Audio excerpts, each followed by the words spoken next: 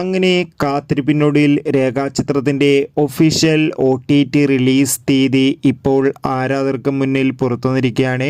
അതിൻ്റെ ഒഫീഷ്യൽ അപ്ഡേഷനാണ് ഇന്നൊരു വീഡിയോ ഭാഗത്ത്. വീഡിയോയിലേക്ക് മുൻപ് വീഡിയോ ലൈക്ക് ചെയ്യുക, ചാനൽ സബ്സ്ക്രൈബ് ചെയ്യാൻ വേണ്ടി ശ്രമിക്കുക.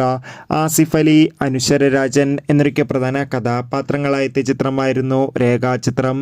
ചിത്രം മികച്ചൊരു വിജയമായിരുന്നു. ചിത്രത്തിന് ബോക്സ് ഓഫീസിൽ നിന്ന് 50 കോടിക്ക് മുകളിൽ കളക്ഷൻ എടുക്കാൻ വേണ്ടി സാധിച്ചിട്ടുണ്ടായിരുന്നു.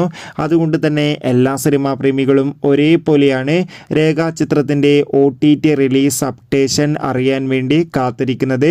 ഫൈനലി രേഖാചിത്രം എന്ന ചിത്രത്തിൻ്റെ OTT അവകാശങ്ങൾ ഇപ്പോൾ സോണി ലീവ് എന്ന OTT പ്ലാറ്റ്ഫോം സ്വന്തമാക്കിയെന്ന് കൺഫേം ആക്കിയിട്ടുണ്ട്.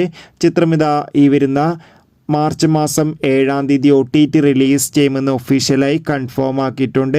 കാത്തിരിക്കാം ചിത്രത്തിൻ്റെ OTT റിലീസിനായി.